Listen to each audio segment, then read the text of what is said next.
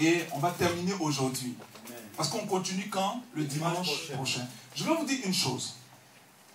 Le dimanche prochain, si tu aimes quelqu'un qui te tient à cœur, tu dis frère, soeur, ou bien ami, même si c'est quelqu'un qui ne connaît pas Dieu.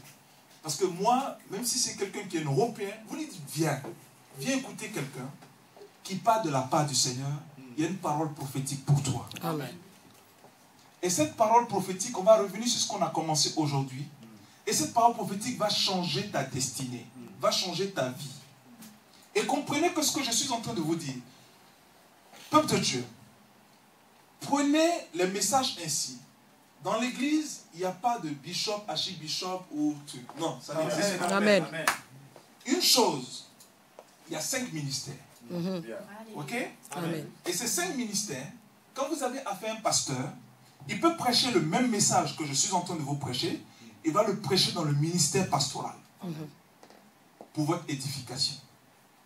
Quand l'évangéliste va prêcher ce même message, il va le prêcher dans l'évangélisation pour que toi, âme qui est égarée dans le monde, tu viennes à Christ. Amen.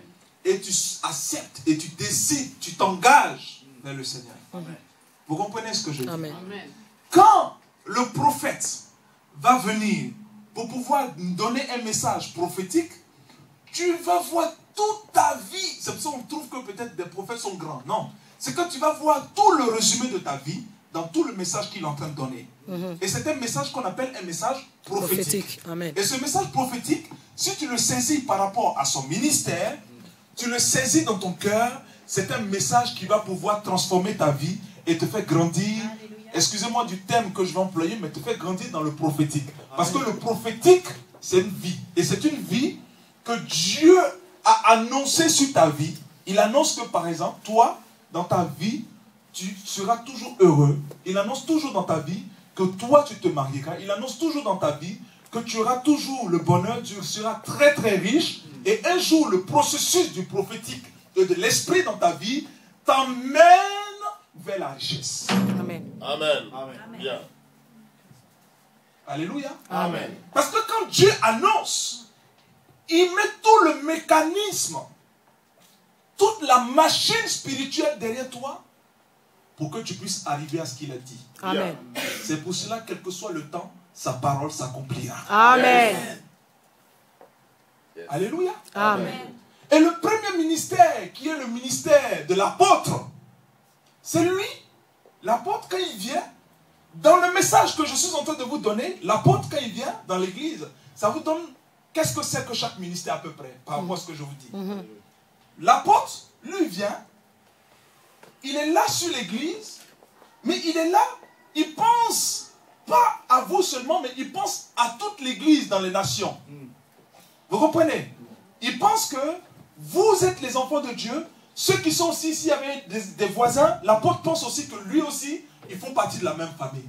L'apôtre, c'est quelqu'un qui unit l'église. Amen. L'apôtre, c'est quelqu'un qui rassemble les enfants de Dieu. Alléluia. Amen. Alléluia. Amen. C'est pour ça que moi j'aime beaucoup ce ministère. Bon, le Seigneur ne me l'a pas donné, mais c'est un ministère vraiment qui rassemble. Tu es comme un père respectueux.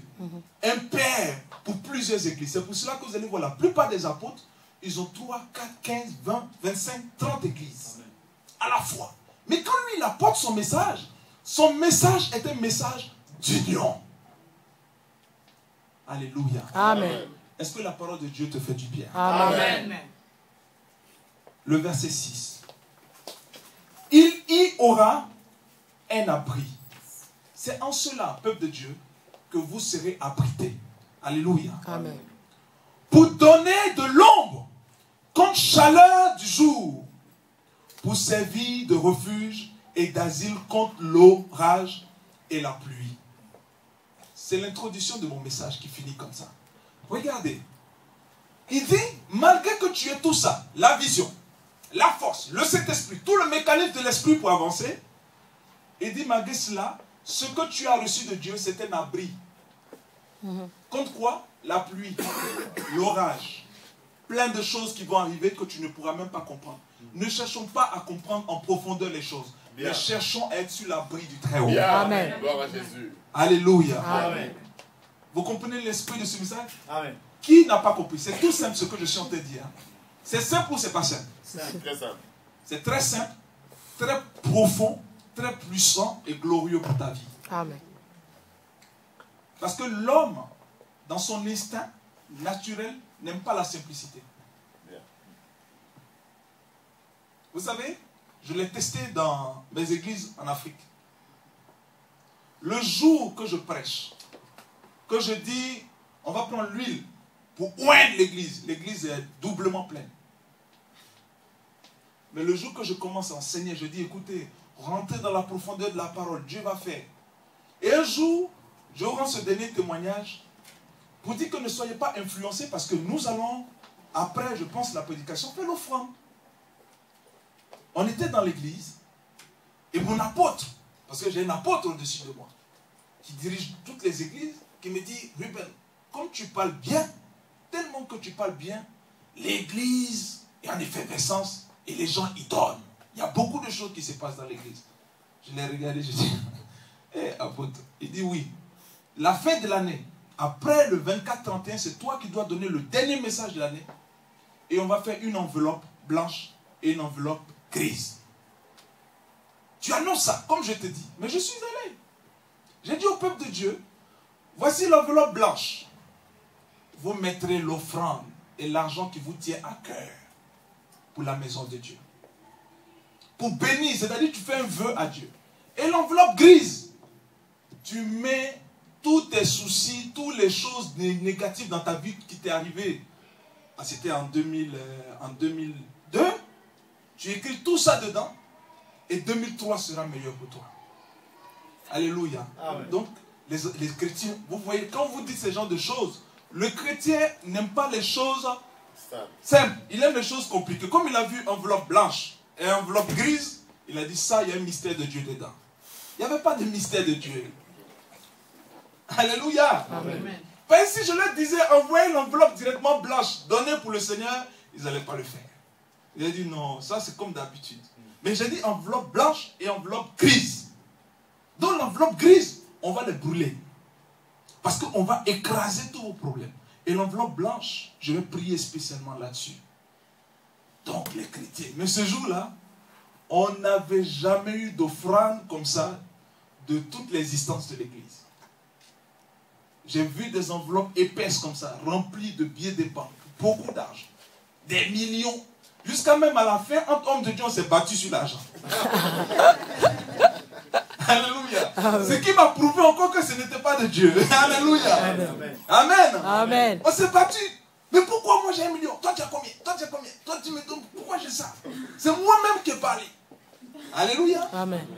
Et à la fin, ce qui s'est passé, j'ai avoué ça à l'église. Ils m'en ont voulu, tous les pasteurs de l'église. J'ai dit, peuple de Dieu, pour que vous soyez bénis, je vous avoue quelque chose. On a voté un coup derrière vous. On est venu, on a dit on fait enveloppe blanche, enveloppe gris. Parce que c'est là que vous comprenez. Mais je vais vous dire une chose, peuple de Dieu.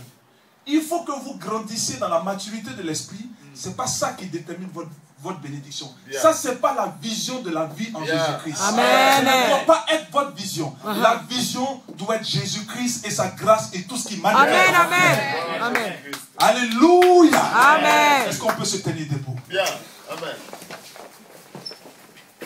Mais pendant que tu écoutes ce message, et pendant que tu écoutes cette grâce de Dieu, quelque chose va se passer. Je vais demander à mon frère de vraiment prendre, sois inspiré par l'Esprit, à jouer tout ce que tu peux jouer, et on va prier le Seigneur.